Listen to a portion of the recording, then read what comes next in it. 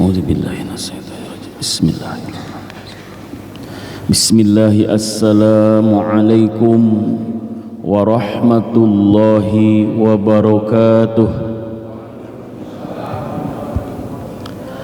Alhamdulillahilladzi yaqdifu fi qulubil muridina law'atal iradah wa yuj'ijuhum ila sulukis sabilis sa'adah allati hiyal iman wal ibadah wa mahwu kulli rasmin wa adah wa sallallahu wa sallama ala sayyidina wa habibina wa maulana Muhammad sayyidi ahli siyadah wa ala alihi wa sahbihi sadatil qadah fi kulli lamhatin wa nafasin adada ma wasi'ahu ilmullah amma ba'd.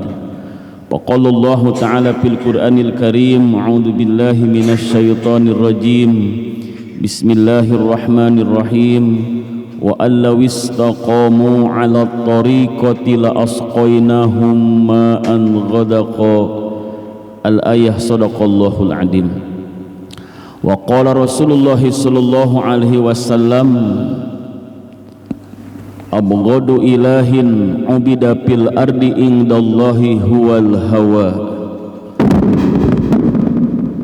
Wa qala al muallif, man arafal haqq syahidahu fi kulli syai'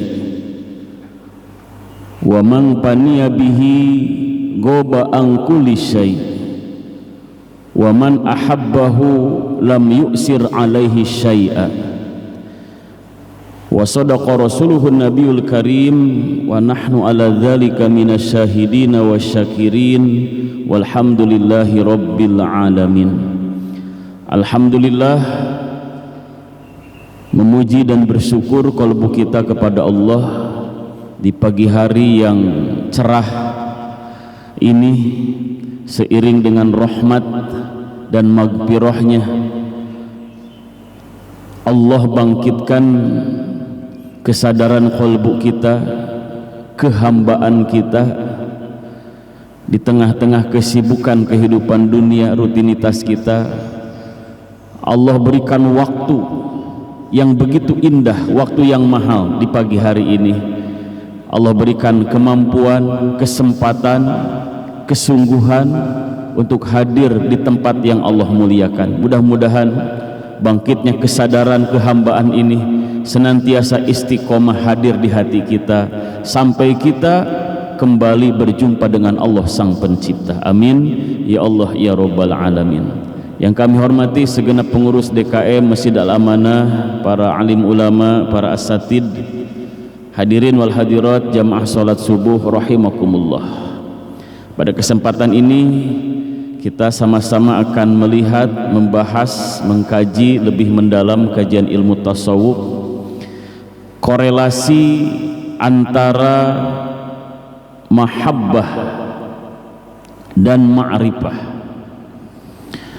Para ulama sufi membuat konsep dalam rangka menumbuhkan nilai-nilai kehambaan di hadapan Allah Subhanahu wa ta'ala. Maka hamba itu harus menegakkan pilar-pilar ruhani yang disebut dengan maqamat,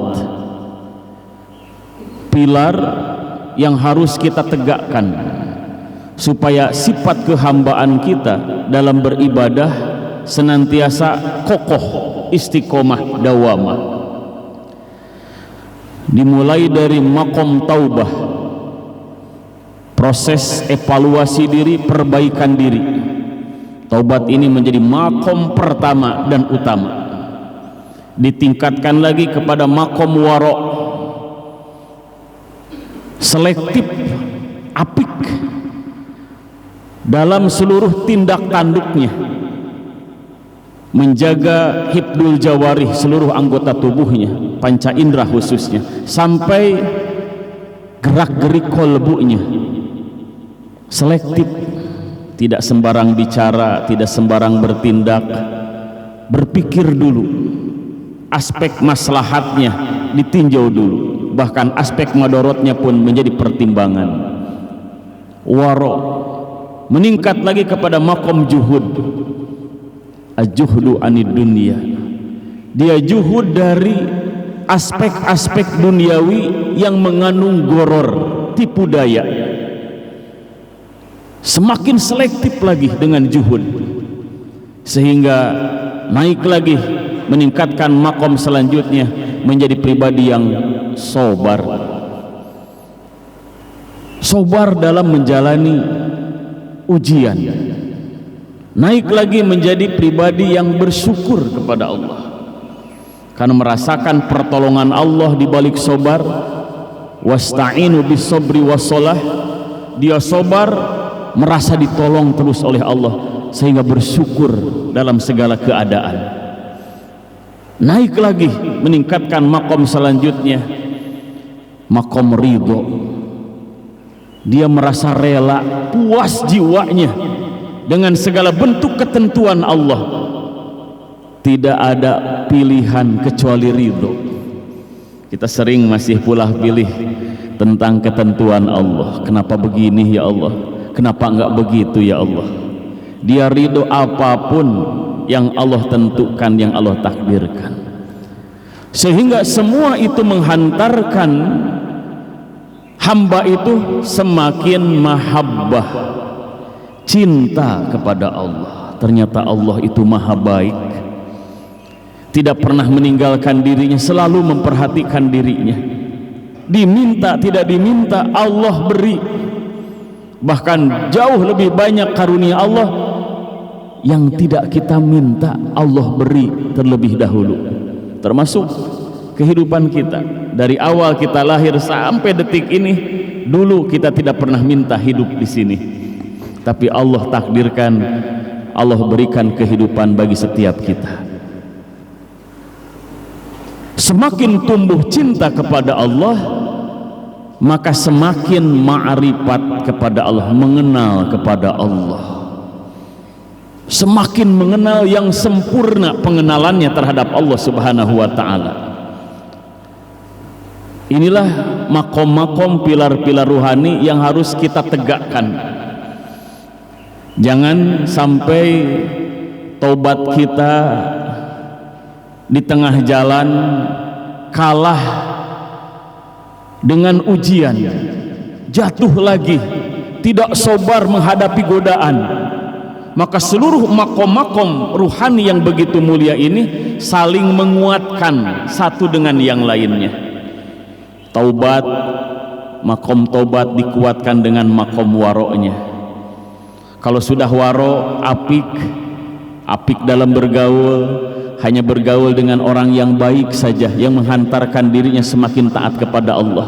Pergaulan yang membuat lalai kepada Allah dijauhi, apik, maka akan taubat, terjaga taubatnya. Tapi maaf kalau kita taubat tapi pergaulan tidak warok, makom warok yang kedua tidak ditegakkan, maka akan rentan jatuh dalam dosa dan maksiat, rusak lagi makom taubatnya.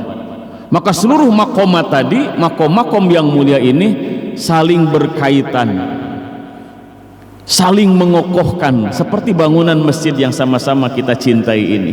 Dari pondasi, tiang, dinding, atap, sampai hiasan-hiasan di dalamnya saling menguatkan, saling memperindah. Begitu pula makomat yang harus kita tegakkan sebagai pilar ruhani kehambaan kita di hadapan Allah. Nah, di pagi hari ini sama-sama kita lihat bagaimana korelasi antara mahabbah dan ma'rifah. Para ulama sufi mengilustrasikan korelasi antara mahabbah dan ma'rifah itu dua sisi yang saling erat hubungannya, tidak terpisahkan. Gambaran yang paling mudah seperti uang. Bapak Ibu suka uang? Suka diperhatikan uang kita? Atau main belanja-belanja aja? Ambil ibrah, pembelajaran dari kemasan uang itu. Setiap negara mencetak mata uangnya. Kita lihat sisi depan, sisi belakang berbeda gambarnya.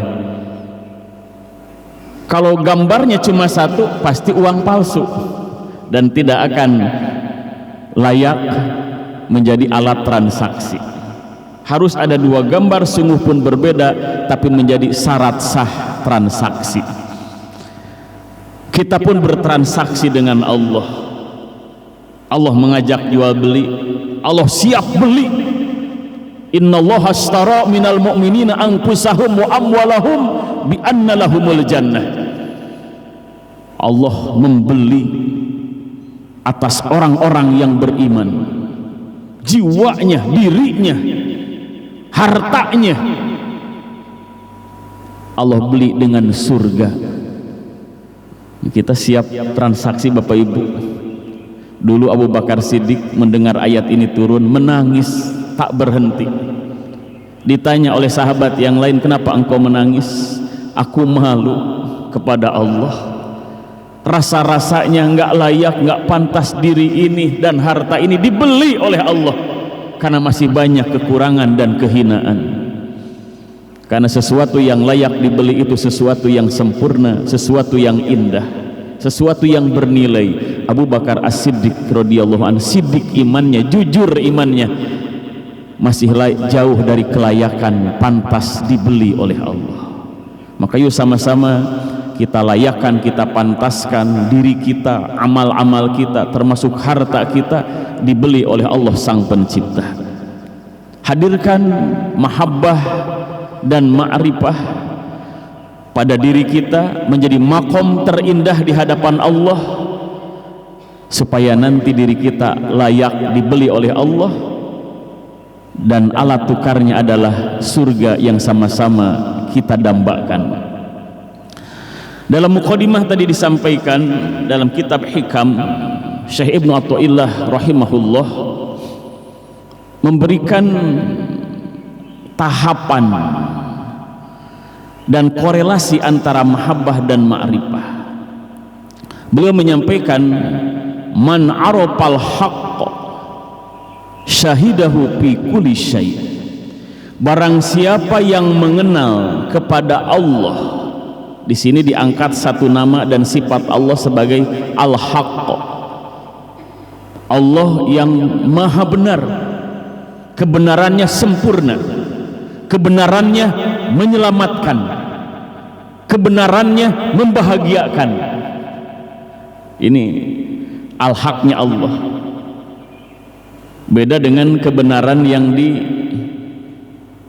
oleh manusia. Kadang-kadang kebenarannya itu memaksa, kadang-kadang jadi mendolimi atas nama kebenaran. Tapi al-haqnya Allah sempurna. Barang siapa yang mengenal kepada al-haq, dialah Allah Subhanahu wa ta'ala, syahidahu fi kulli syai', maka dia akan menyaksi batinnya, menyaksi kepada Allah fi kulli syai', di setiap sesuatu. Bagaimana kemampuan seorang hamba menyaksi kepada Allah dalam segala sesuatu? Mari kita lihat di penjelasan bulan yang lalu, Syekh Abdul Qadir Jilani rahimahullah dalam kitab Sirul Asrar membagi dua dimensi ma'rifat kepada Allah itu. Yang pertama, fal ma'rifatu nau'ani, maka ma'rifat itu terbagi dua. Ma'rifatu sifatillahi ta'ala, yang pertama ma'rifat kepada sifat mulianya Allah Subhanahu wa ta'ala. Yang kedua, wa ma'rifatu datillahi ta'ala, ma'rifat mengenal kepada zat Allah Subhanahu wa ta'ala. Di dunia ini, itulah kesempatan dan proses kita mengenal ma'rifat yang pertama kepada sifat-sifatnya Allah. Sedangkan ma'rifat kepada sifat, kepada zatnya Allah Subhanahu wa ta'ala, itu adalah karunia terbesar bagi para ahli surga. Lilladina ahsanul husna wa ziyadah, bagi orang yang senantiasa ihsan, berbuat baik kapanpun dimanapun, ketika sendiri, ketika di tengah-tengah keramaian, di tengah keheningan malam, di tengah keramaian siang hari, ihsan, senantiasa berbuat baik. Kenapa? Karena merasa diawasi oleh Allah Subhanahu wa ta'ala. Al-husna wa ziyadah, akan mendapatkan al-husna ay al-jannah, akan mendapatkan surga. Wa ziyadah, dan tambahannya adalah berjumpa dengan Allah Subhanahu wa ta'ala. Liqa'ullah, akan berjumpa kepada Allah, itulah ahli-ahli surga. Sebagai bonusnya, mengenal kepada sifat-sifat Allah inilah yang harus menjadi target kita. Dan ternyata sifat-sifat Allah itu tersebar erat, tidak bisa terpisahkan dengan segala sesuatu yang Allah ciptakan. Segala sesuatu yang Allah ciptakan, yang Allah adakan, yang Allah hadirkan dalam kehidupan kita mengandung sifat-sifat Allah yang mulia. Contoh Bapak Ibu, Al-Mudabbir, Allah itu sang pengatur dalam kehidupan ini. Allah gulirkan siang dan malam, dan saat ini kita sedang menikmati proses itu. Beberapa menit yang lalu masih gelap gulita, beberapa menit kemudian terang benderang. Siapa yang menggerakkan itu semua? Dialah Allah Al-Mudabbir. Indahnya alam semesta, ada pegunungan yang tinggi, ada lembah yang rendah bahkan curam, di bawahnya mengalir air diiringi dengan hembusan angin, rumput yang menghijau. Siapakah yang mengadakan itu semua? Allah Al-Musawwir, Allah sang kreator, Allah sang pelukis alam semesta. Sifat-sifat Allah erat melekat pada ciptaannya, termasuk diri kita. Laqad khalaqnal insana fi ahsani taqwim. Kita ini adalah makhluk ciptaan Allah yang paling indah bentuk rupanya, yang paling baik proses penyempurnaannya. Subhanallah, betapa erat, dekat, melekat sifat-sifat Allah pada diri kita sesungguhnya. Maka para ulama sufi sering mengangkat satu ungkapan, man aropa nafsah faqad aropa rabbah. Barang siapa yang mengenal dirinya secara utuh, secara jujur, maka dia akan mengenal kepada Allah sang pencipta dirinya. Ternyata diri ini dari ujung kepala sampai ujung kaki, sampai ke dalam dada dan jiwa kita, dialah Allah sang pencipta. Jadi kalau kita mengenal kepada Allah Al-Haq, maka kita akan menyaksi sifat-sifat Allah fi kulli syai', di segala sesuatu. Maka orang yang merasakan itu akan senantiasa memuji kepada Allah. Bagaimana cara menyaksi ini? Untuk menangkap dan menyaksikan sifat-sifat Allah fi kulli syai', di setiap segala sesuatu, kita lihat satu ayat. Sungguh pun ayat ini menjelaskan tentang tugas dakwah Rasulullah Sallallahu Alaihi Wasallam. Tapi di situ ada satu kalimat yang menunjukkan pentingnya ma'rifat, mengenal kepada Allah bagi seorang da'iyan ilallah, orang yang mengajak umat kepada Allah. Dalam surah Yusuf, Allah menjelaskan dan memerintahkan kepada Nabi, a'udzubillahi minasyaitonir rajim, bismillahirrahmanirrahim, qul hadihi sabili. Qul, katakan wahai Muhammad, ini adalah jalanku, ad'u ilallahi ala basyiratin ana wa manittaba'ani. Aku menyeru, mengajak kepada Allah ala basyiratin, atas penglihatan. Dimaknai oleh para ulama mufassirin ala dini, ai ala dini, yang dimaksud ala basyiratin itu atas agama, ai alal ilmi, atau atas dasar ilmu, atas dasar hujah yang nyata. Tapi ada tafsir yang unik, tafsir Al-Baghawi misalkan, walaupun coraknya fikih, beliau memberikan penjelasan al-basirah hiya al-ma'rifah. Yang disebut basirah di sini adalah al-ma'rifah, ma'rifat, mengenal kepada Allah. Rasul mengajak umat kepada Allah ala basiratin, atas dasar beliau mengenal kepada Allah. Kalau kita diajak oleh seseorang untuk berkenalan dengan orang yang begitu hebat, ini ilustrasi Pak, misalkan diajak ketemu presiden, ibu-ibu mau nggak Bu? Diajak sama orang, yuk ketemu presiden di istana. Lalu kita tanya, Bapak yang mau ngajak saya siapanya presiden? Kenal nggak sama presidennya? Dia celingak-celinguk nggak bisa jawab Pak. Dia juga sama, belum pernah ketemu presiden, apalagi kenal Pak.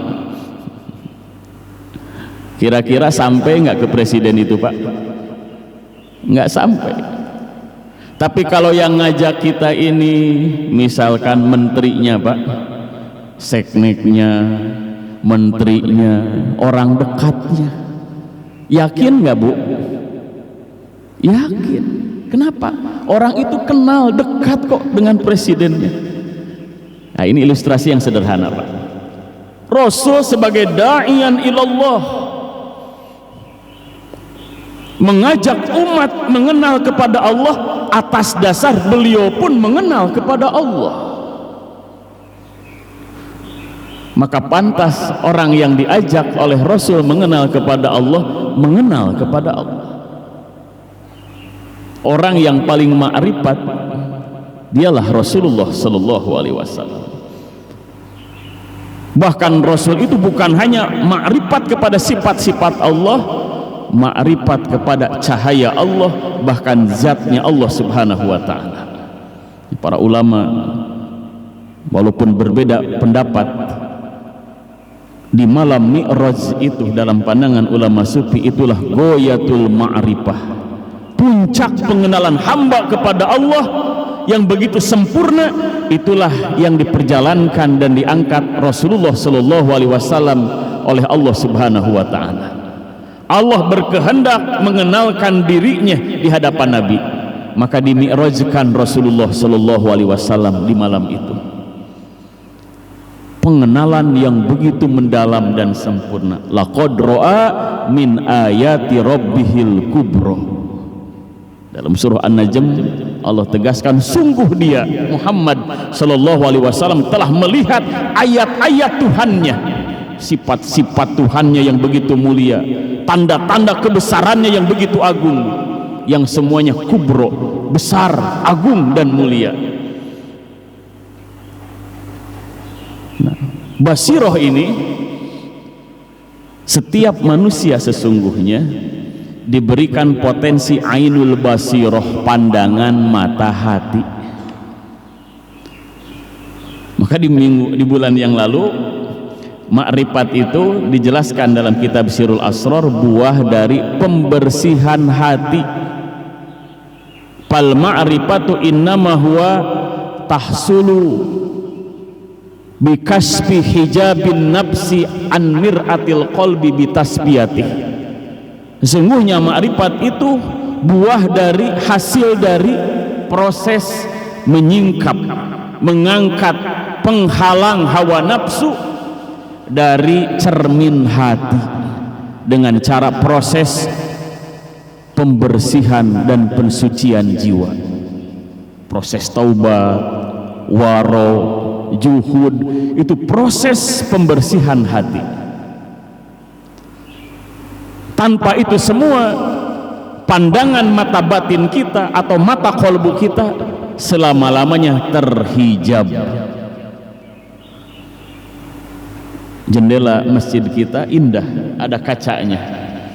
Kalau di ibu-ibu ada hijabnya.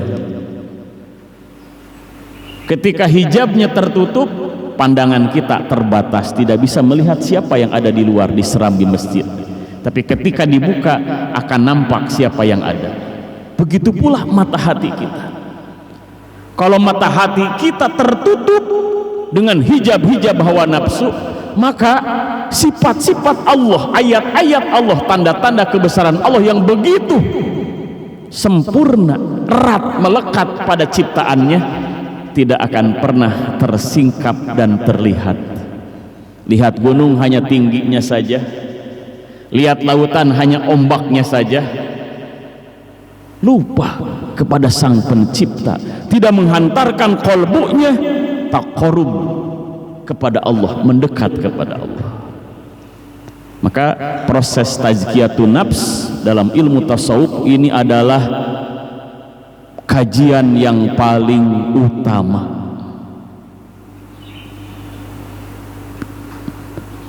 Lalu meningkat orang yang mengenal kepada al-haq,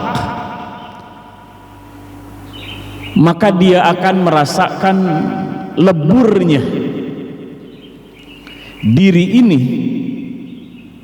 merasa tidak ada, tidak punya, tidak memiliki, merasa dimiliki oleh Allah Sang Pemilik. Walillahi mulkus samawati wal ard, kepunyaan Allah semata kerajaan langit dan bumi.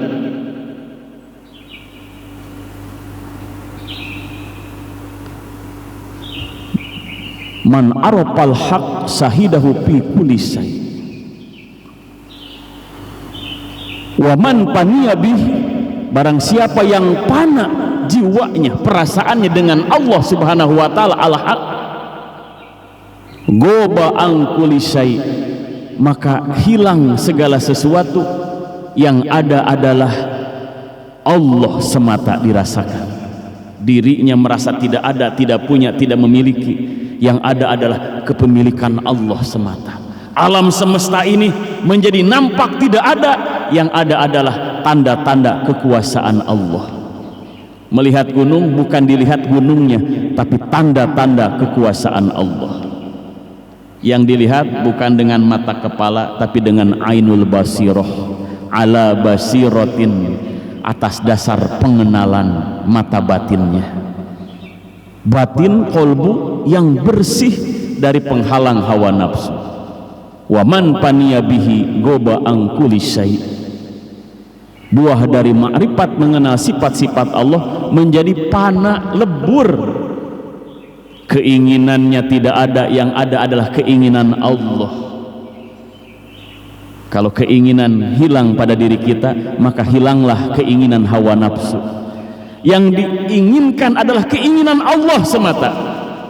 Coba Bapak Ibu, kita hadir ke sini tadi sholat, keinginan siapa? Yang menyeru kita hadir di sini siapa?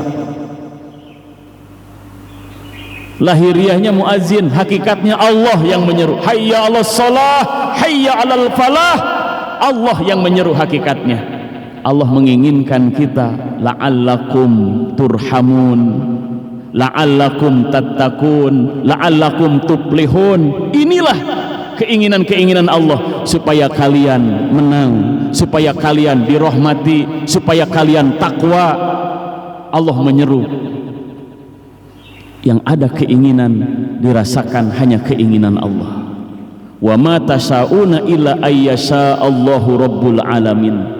Bukan kehendak mereka atas kebaikan itu, tapi kehendak Allah Rabbul Alamin, Sang Pencipta alam semesta. Allah yang menggerakkan ini semua. Lebur, nggak ada lagi keinginan syahwat pada dirinya. Yang dirasakan itu kehendak Allah, keinginan Allah. Wa man ahabbahu lam yu'sir alaihi syai'a. Barang siapa yang mencintainya, mencintai Allah, lam yu'sir alaihi syai'a, tidak akan mengutamakan sesuatu selain Allah semata. Selama ini yang sering kita utamakan, kita prioritaskan siapa? Apakah Allah ataukah makhluk, bahkan keinginan diri sendiri? Di nomor berapa kita prioritaskan Allah?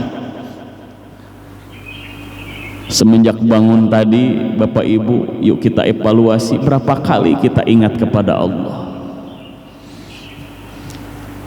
Maka ini sangat penting. Mahabbah itu disebutkan oleh para ulama, al-mahabbatu wal ma'rifatu aslu al-ibadah. Mahabbah dan ma'rifat itu aslul ibadah, pokoknya ibadah. Yang menggerakkan hamba ibadah istiqomah, terjaga keikhlasannya, bisa sabar, bisa ridho, bisa tawakal, karena tertanam, terpatri di hati cinta dan makrifat mengenal kepada Allah. Ikhlasnya terjaga. Kenapa? Mengenal kepada Al-Haq. Allah selalu mengawasi dirinya sehingga ikhlasnya terjaga. Sering ikhlas kita itu hanya hitungan detik, bahkan menit, tidak istiqomah mengiringi ibadah. Kenapa? Karena lost kontak, hilang rasa, merasa diawasi oleh Allah, tumbuh ujub ria di balik ibadah. Ikhlasnya hanya di niat saja, ikhlasnya hanya sebatas takbiratul ihram saja. Ketika ruku, ketika sujud, tumbuh ria, tumbuh ujub, karena mahabbah dan ma'rifah belum hadir di hati. Kalau ma'rifat ada, dia tahu, dia kenal bahwa Allah menyaksi dirinya, dijaga keikhlasannya, ingin semurni mungkin, sesuci mungkin penghambaan di hadapan Allah. Tidak mau ada kotoran ujub, tidak mau ada penyakit ria hinggap di hati, mengotori nilai-nilai ikhlas. Mahabbah, cinta, mendorong taat, dawamah istiqomah atas dasar cinta. Hilang rasa keterpaksaan, yang ada adalah cinta kepada Allah, maka terjaga ikhlasnya. Jadi mahabbah dan ma'rifah itu aslul ibadah, pokoknya ibadah. Hadirin wal hadirat ikhwani rahimakumullah. Jadi orang yang mencintai kepada Allah, maka tidak akan mengutamakan, tidak akan memprioritaskan sesuatu selain Allah semata. Hanya Allah yang utama, hanya Allah yang diprioritaskan. Korelasi ini begitu nyata. Ketika orang semakin mengenal kepada sifat Allah, maka akan jatuh cinta kepada Allah. Karena hati kita ini disetting oleh Allah menyukai dan mencintai segala sesuatu yang baik, segala sesuatu yang indah, segala sesuatu yang bermanfaat. Kalau kita sering ketemu orang yang baik, setiap ketemu menyapa, senyum, bahkan mendoakan kita, sekali-kali kirim makanan kesukaan kita, sekali-kali kirim pakaian kesukaan kita, tahu persis warna kesukaan kita, kira-kira kita cinta tidak dengan orang itu Bapak Ibu? Cinta sekali, bahkan rindu kalau lama nggak ketemu. Kita tanya orang lain, kemana orang itu? Itu baru hablum minannas. Pemberian orang sungguh pun baik, tetap jauh dari kata sempurna. Sedangkan pemberian Allah sempurna. Allah itu maha baik. Kurang baik apa? Kita tadi bangun subhanallah utuh, anggota tubuh kita utuh, ingatan kita pun sama, keluarga masih ada. Allah bangunkan kita, masih lengkap nikmat-nikmat kehidupan ini, subhanallah. Seharusnya setiap kita bangun, kita semakin mengenal sifat-sifat Allah yang baik. Alhamdulillahilladzi ahyana ba'dama amatana wa ilaihin nusur. Lihat zikir doa Rasul, bangun tidur ingatnya kepada Allah, tersingkap hakikat kehidupan karena ainul basirah beliau menangkap, menyaksi makrifat kepada sifat-sifat Allah di balik bangun tidur. Kalau kita Bapak Ibu bangun tidur ingat apa yang dicari? Ada yang buka status HP, WA, ya Allah ya. Kalau belum dibuka itu sholat tahajudnya masih ingat HP terus itu. Akhirnya dibuka dulu, ada apa gerangan di grup.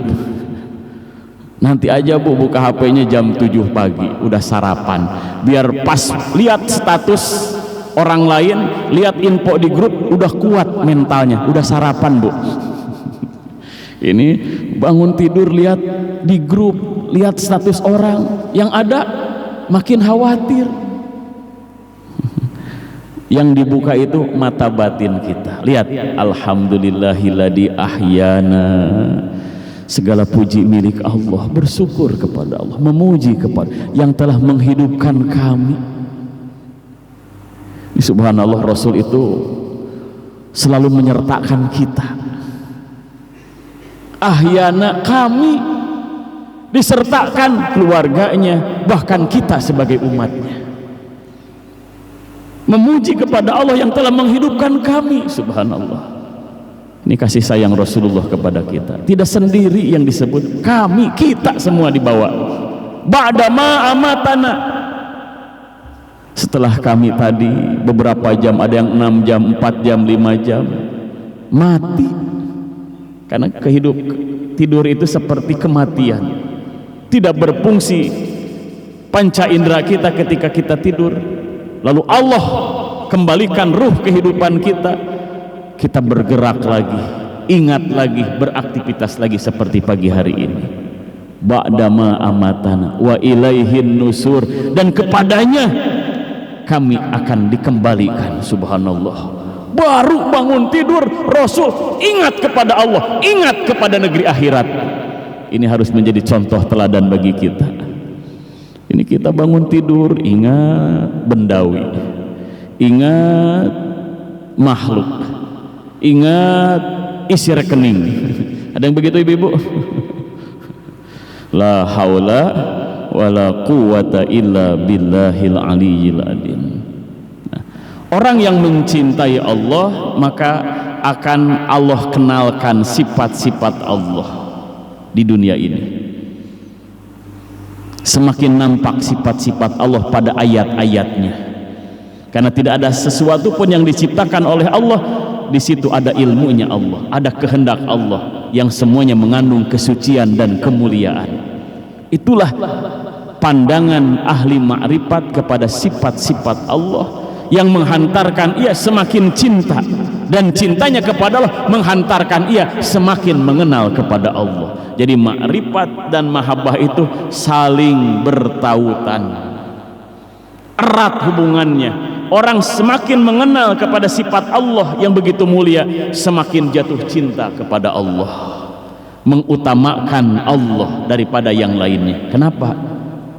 Nampak kasih sayang Allah di depan, di belakang, dimanapun, kemanapun kita menghadap kepada Allah hakikatnya. Fa aina matuwalu fasama wajhullah wallahu wasi'un alim. Kemana saja kita menghadap kepada Allah hakikatnya, sehingga batinnya itu semakin cinta kepada Allah. Hadirin wal hadirat ikhwani rahimakumullah. Pantas orang yang beriman disebutkan dalam Al-Quran, walladina amanu asyaddu hubbalillah, dan orang yang beriman itu teramat cinta kepada Allah. Ini kalau ayat ini mundur ke awal ayat ini, kita malu sesungguhnya, karena ayat ini diawali dengan wa minan nasi may yatakhidu min dunillahi andada yuhibbunahum kahubbillah walladina amanu asyaddu hubbalillah. Dan dari sebagian manusia itu ada yang menjadikan selain Allah sebagai angdad, sebagai tandingan, sebagai Tuhan sembahan. Selain Allah dijadikan tandingan sebagai sembahan. Dulu ada yang menyembah asnam berhala, Lata, Uja, Manat, Hubal, disembah. Umat akhir zaman yang disembah bukan lagi patung, tapi menyembah hawa nafsunya. Apara'aita man ittakhadha ilahahu hawahu.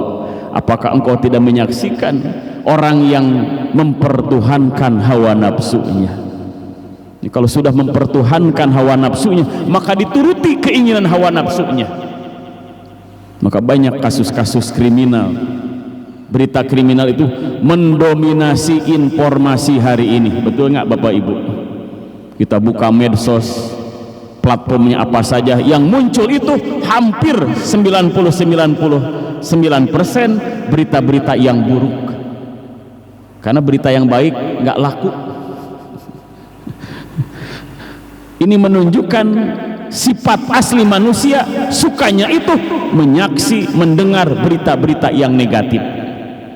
Kenapa? Kalau berita yang baik itu selewat-selewat aja.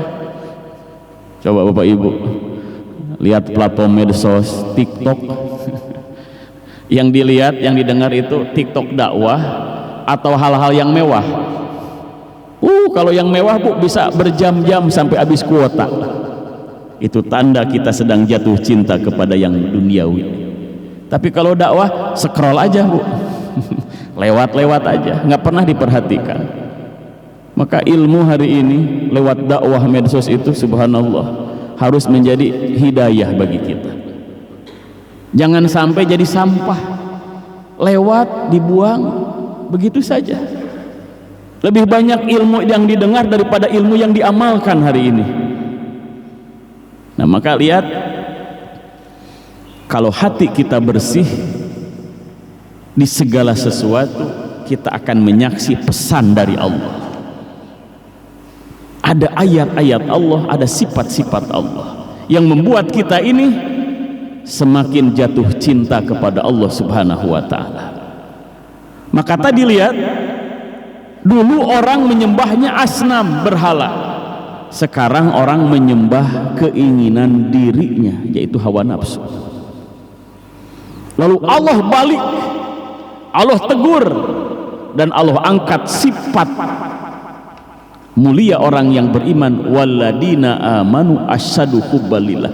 Dan adapun orang yang beriman itu teramat cinta kepada Allah. Artinya apa? Cinta kita kepada Allah harus mengalahkan cinta orang yang menyembah selain Allah.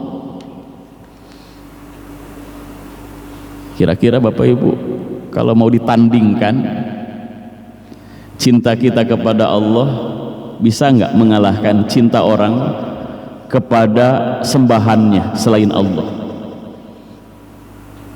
Maaf ini sebagai kritik membangun. Orang Nasrani Bapak Ibu, saya sering naik busway, naik fasilitas umum. Kalau Ahad bagi mereka Minggu. Ini sama nggak Ahad sama Minggu? Jauh beda ya. Bagi mereka Minggu itu, subhanallah, kita ambil pembelajaran.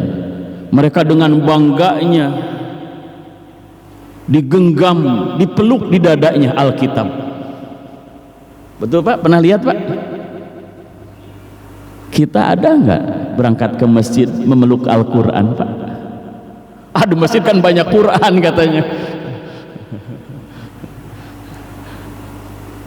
Kalung simbol ketuhanannya pun begitu dibanggakan oleh mereka. Sedangkan kita, sunnah-sunnah Rasul pun malu kita pakai. Tanda keislaman kita pun malu kita pakai. Bagi ibu-ibu, tutup aurat tanda muslimah. Harus bangga. Bangga bukan ujub di sini, tapi bersyukur kepada Allah. Bagi muslimah tutup aurat, pakai kerudung, pakai cadar yang syar'i diiringi dengan hati yang tawadu. Subhanallah, muslimah yang indah. Jangan kalah dengan mereka.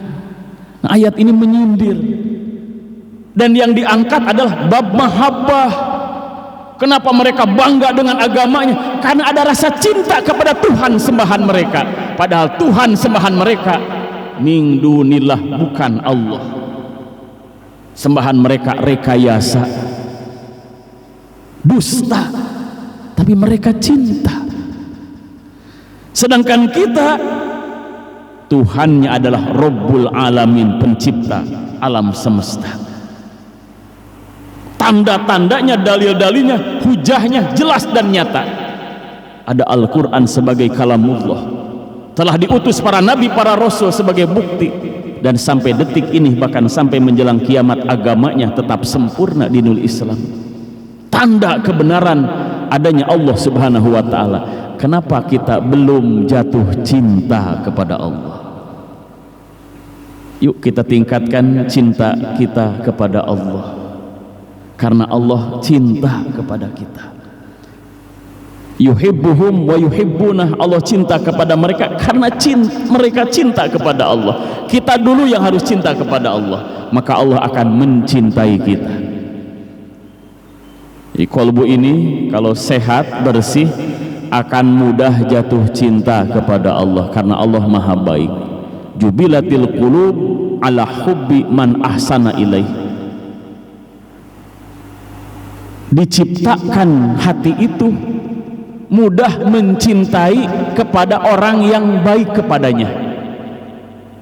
Wa bughdi man asa ilaih, dan benci kepada orang yang berbuat buruk kepadanya.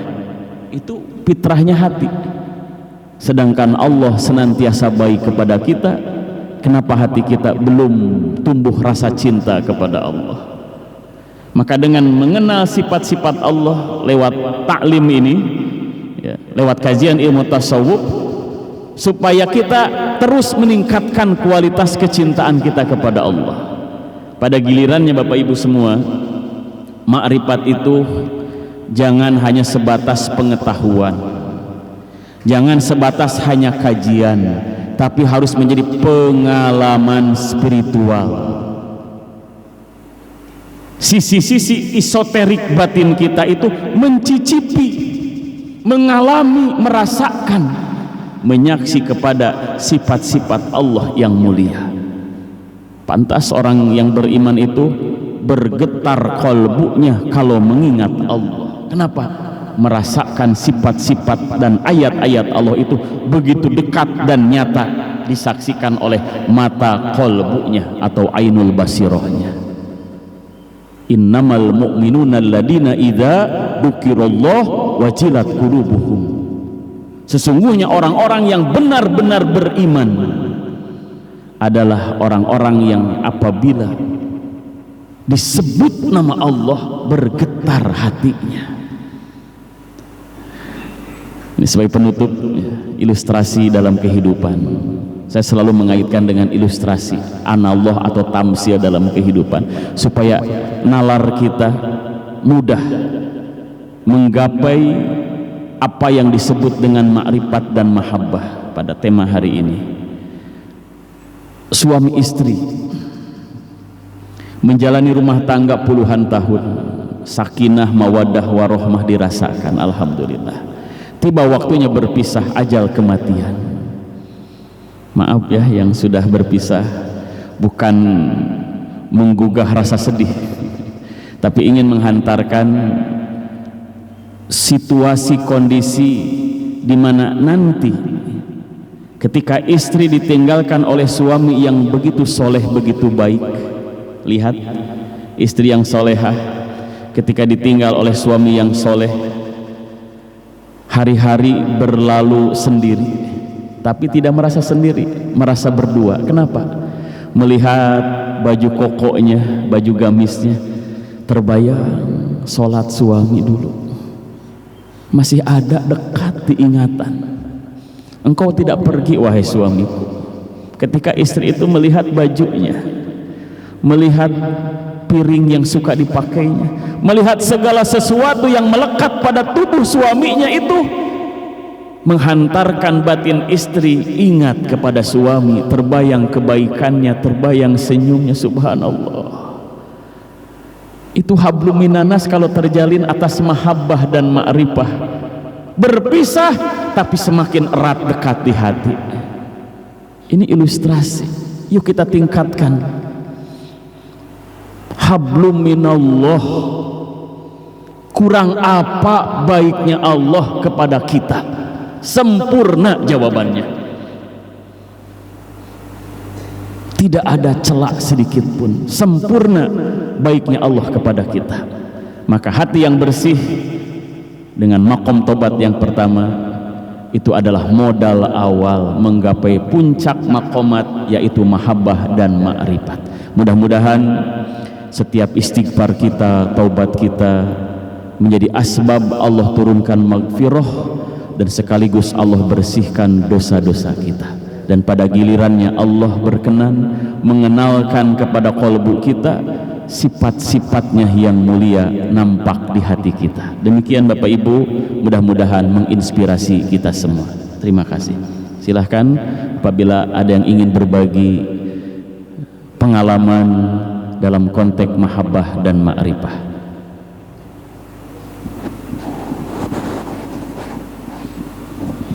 Silakan kepada bapak-bapak, ibu jamaah.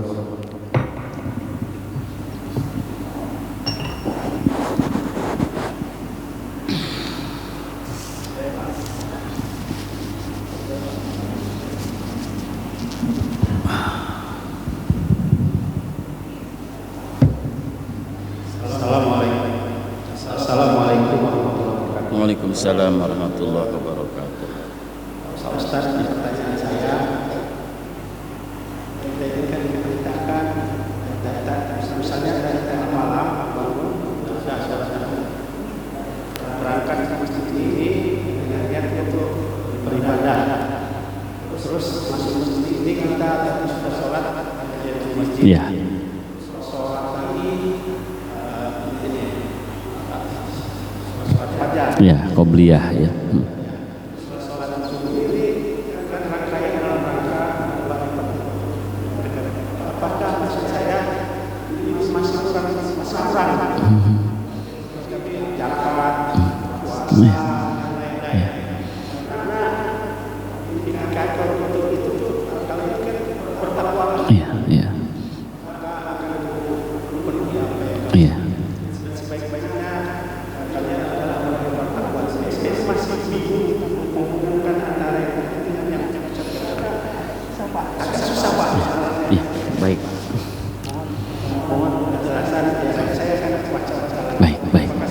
Waalaikumsalam warahmatullahi wabarakatuh.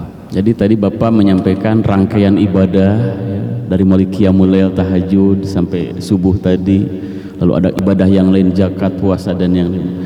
Bagaimana untuk menumbuhkan ma'rifat? Apa korelasinya? Seluruh syariat Islam, seluruh ibadah di dalam Islam, baik yang dicontohkan langsung oleh Nabi maupun yang dibijaki oleh para khalifahnya, termasuk para ulamanya, mempunyai karakteristik yang sama seluruhnya. Apa? Tazkiyatun nufus, untuk pembersihan jiwa. Lewat sholat jiwa kita dibersihkan, lewat zakat jiwa kita dibersihkan, lewat puasa jiwa kita dibersihkan. Maka dengan pembersihan jiwa itulah nanti ainul basirah, mata batin kita akan diangkat hijab penghalang kotorannya itu, bisa menangkap, menyaksi dan menikmati ma'rifat kepada sifat-sifat Allah yang mulia. Seluruh ibadah itu akan berbuah pembersihan jiwa. Salat 5 waktu khususnya itu adalah media pembersihan jiwa 5 kali dalam sehari, ditambah nawafil yang sunnahnya. Jadi semua harus kita maknai ibadah itu, manfaat yang paling utama kita rasakan adalah pembersihan ke dalam jiwa kita atau qalbu kita, dan itu modal dasar ma'rifat kepada Allah. termasuk zikrullah. Zikir itu menjadi ruh di seluruh ibadah. Salat ruhnya adalah zikir, zakat ruhnya adalah zikir, puasa ruhnya adalah zikir. Nah, itulah korelasi antara rangkaian seluruh ibadah itu menghasilkan hati yang bersih. Dengan hati yang bersih itulah modal kita dilayakan, dipantaskan oleh Allah menyaksi sifat-sifat Allah yang mulia yang disebut dengan ma'rifat sifatullahi ta'ala, ma'rifat kepada sifat-sifat Allah yang mulia. Jadi semua rangkaian ibadah itu pembersihan hati kita dan akan menghantarkan kita semakin ma'rifat kepada Allah. Yang penting tadi terjaga keikhlasannya. Ini penting, jaga keikhlasannya. Jangan sampai ibadah kita, satu ibadah ke ibadah yang lain gagal pahala karena riya, karena ujub. Jaga keikhlasannya, kemurniannya. Saya sering membuat ilustrasi yang sederhana. Kalau ibu-ibu bikin makanan sudah bagus, resep bumbunya yang dimasak juga ayam kampung, Pak. Udah kebayang, Pak, ayam kampung enak, Pak. Dijaga kebersihannya, Bu, dijaga kesuciannya, ditutup pakai tudung saji, di meja yang bersih, piringnya bersih, sendoknya bersih. Nikmat nggak, Pak? Nikmat. Coba ibu udah capek-capek masak enak-enak, piringnya kotor, mejanya kotor, kira-kira nikmat nggak, Pak? Kata yang jawab nikmat, memang doyan itu. Kotor juga habis ya. Tapi bagi yang cinta kebersihan jadi kurang nikmatnya. Itu, Pak, ya. Mudah-mudahan kita semua lewat ibadah-ibadah kita diistiqomahkan dan dijaga keikhlasannya. Pada gilirannya Allah ma'rifatkan qalbu kita.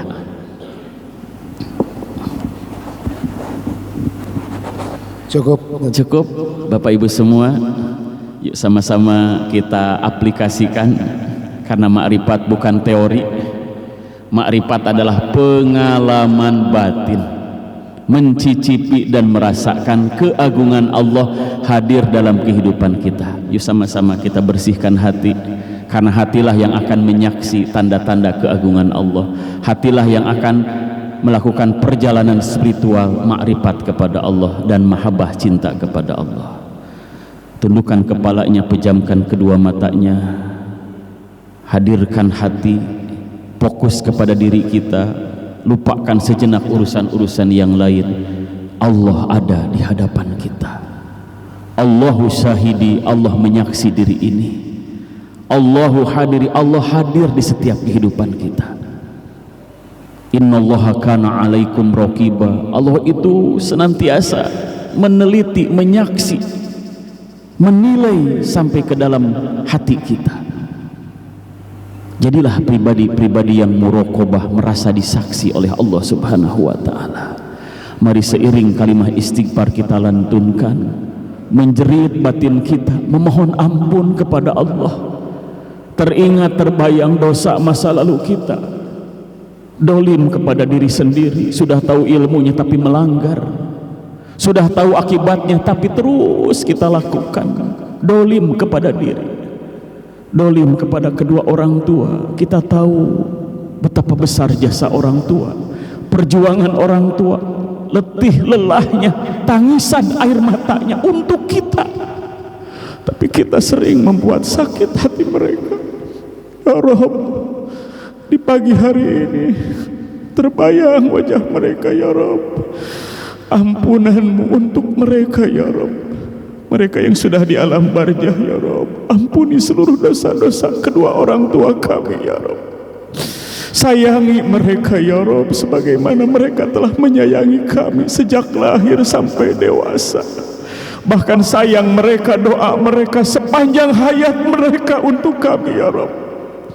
Kami belum mampu membalas kebaikan mereka.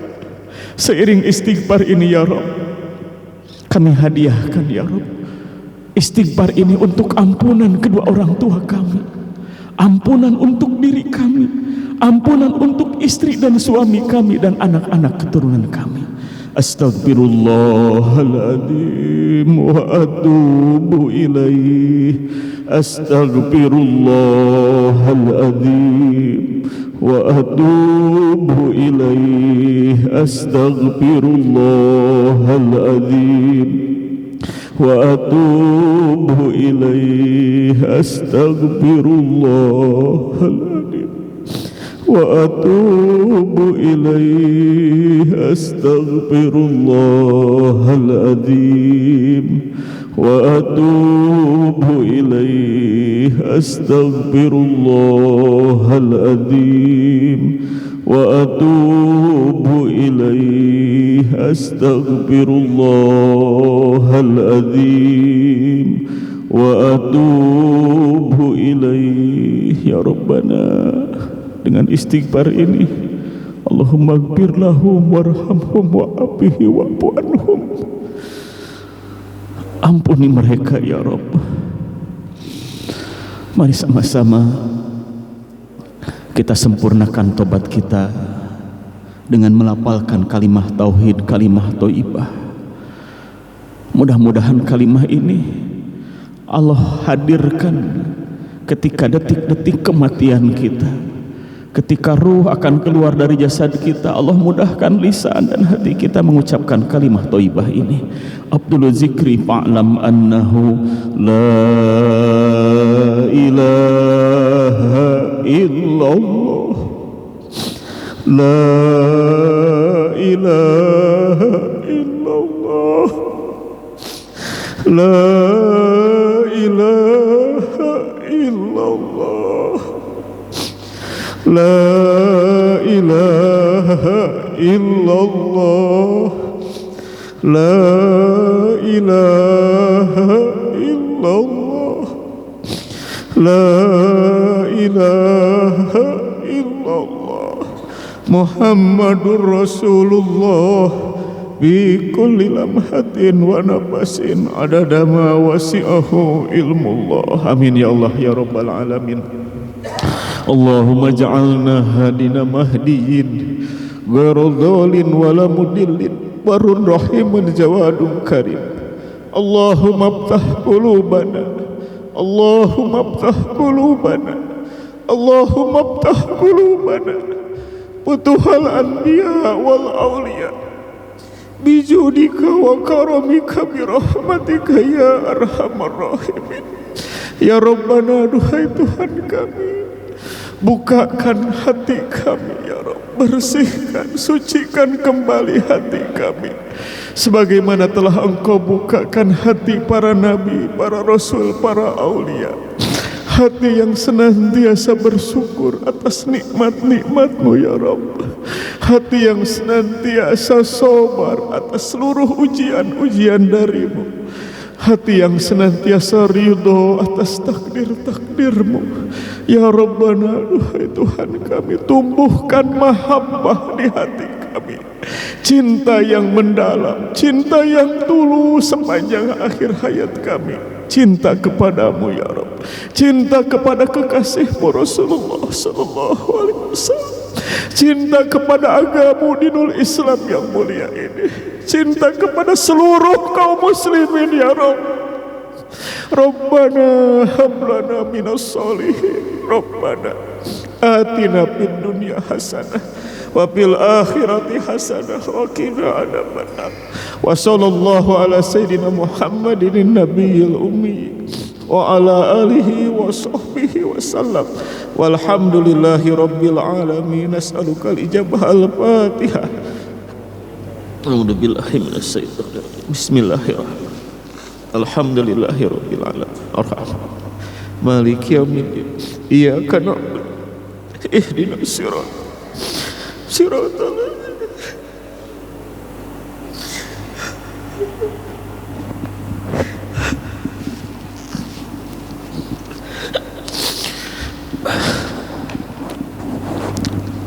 Hasbunallahu wa ni'mal wakil, ni'mal maula wa ni'man nasir. Subhanakallahumma wa bihamdik, asyhadu an la ilaha illa anta, astaghfiruka wa atubu ilaik.